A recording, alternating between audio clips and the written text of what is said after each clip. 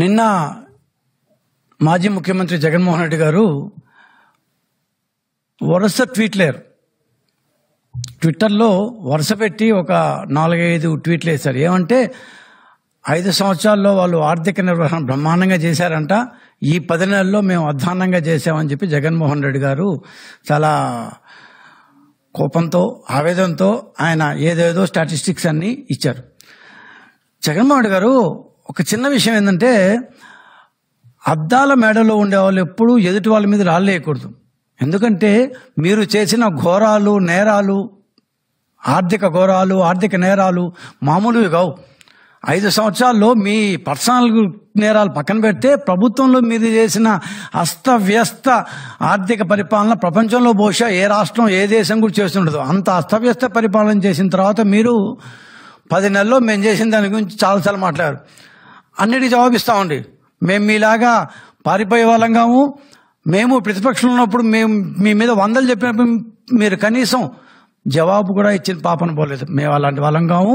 ఖచ్చితంగా మేము అన్నిటికీ మీరు ఇచ్చిన ట్వీట్లు అన్నిటికీ ఒక్కొక్క ట్వీట్కి నీట్గా జవాబిస్తాం.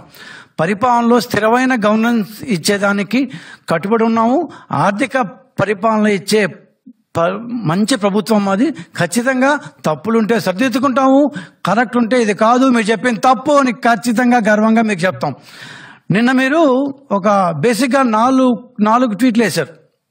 చాలా ఉన్నాయి. దాంట్లో బేసిక్గా ఉంటే గవర్నమెంట్ యొక్క అప్పులు జిఎస్డిపి కంటే ఎక్కువైపోయినాయి ఇన్ పర్సెంటేజ్ టర్మ్స్ అని.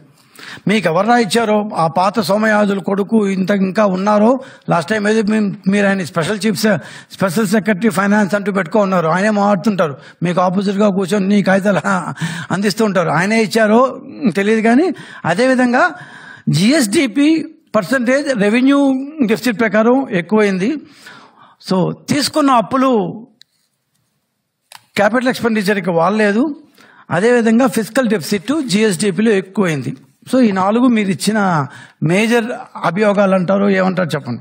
ఓకే, మొట్టమొదటిగా జగన్మోహన్ రెడ్డి గారు స్పష్టంగా ఒక్క విషయం మాట్లాడుకుందాం. స్టేట్ ఓన్ ఇన్కమ్ అంటే రాష్ట్రం సొంతగా సంపాదించుకున్న ఇన్కమ్ ప్రకారం చూస్తే 2024 జూన్లో మీరు మాకు అధికారం అప్పగించేసి వెళ్ళిపోయిన టైం నుంచి మొన్న మార్చి పూర్తయిన దాకా ఈ 10 నెలల్లో, ఇంకా చెప్పాలంటే ఏప్రిల్ మేలో మీరే అధికారంలో ఉన్నారు. 6 నెలలు కూడా వేసుకుంటే మేము దాదాపు మీకంటే 10,000 కోట్ల రూపాయలు ఎక్కువ సంపాదించాం. 10,000 కోట్ల రూపాయలు మీకంటే ఎక్కువ సంపాదించాం. You can check. మీరు ఇచ్చిన క్యాగ్ రిపోర్ట్లు మీరు చెక్ చేసుకోవచ్చు.